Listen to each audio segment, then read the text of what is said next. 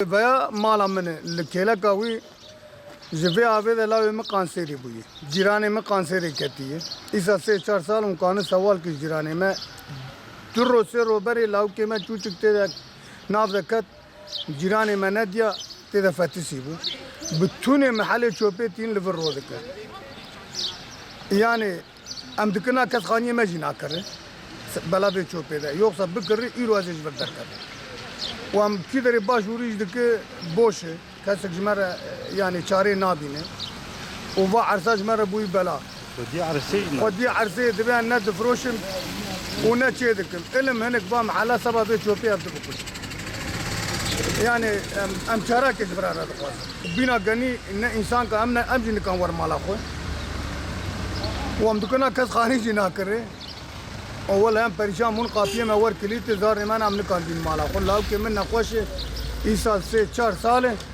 سبا درد ve abi tab kanser ilik kanseri en kan bin mala خو mala bir من lugunta. Yıllardan beri bu derdimiz var. Birçok kuruma, birçok yetkiliye başvurmamıza rağmen hiçbir şekilde buraya bir çözüm bulmadı. Sahiplerine de ulaşmaya çalıştık. Sahipler de hiçbir çözüm bulunmadı buraya. Biz yetkililerden rica ediyoruz. Bu vatandaşların derdine derman olalım. Bu sıkıntı var. Burada günde 10.000 tane öğrencimiz geçer. 3-4 tane öğretmenimiz her sabah bununla ilgili şikayet eder bize.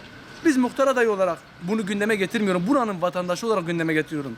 Hürriyet Mahallesi 10.000 seçmeni olan bir mahalledir. 20.000 vatandaşı oturan bir mahallemizdir. Sıkıntımız var, derdimiz var. Ve hiçbir yetkili gelip de bu derdimize bir derman bulunmuyor. Bakın bunun gibi bu sadece bir küçük bir sıkıntımız.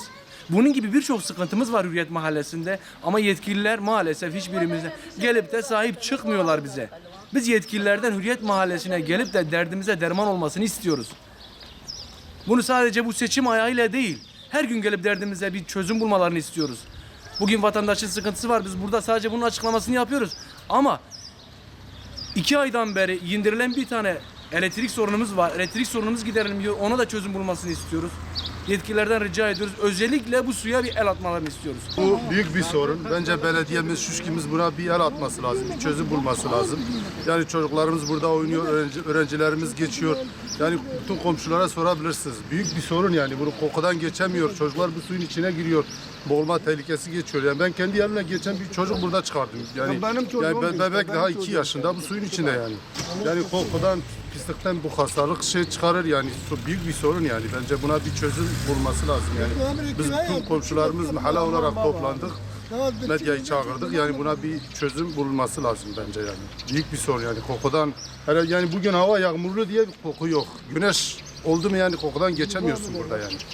Yani bu hastalık yani herkes biliyor bildiği gibi yani burada bakın. Görüyorsun zaten her taraf. Göz önünde yani.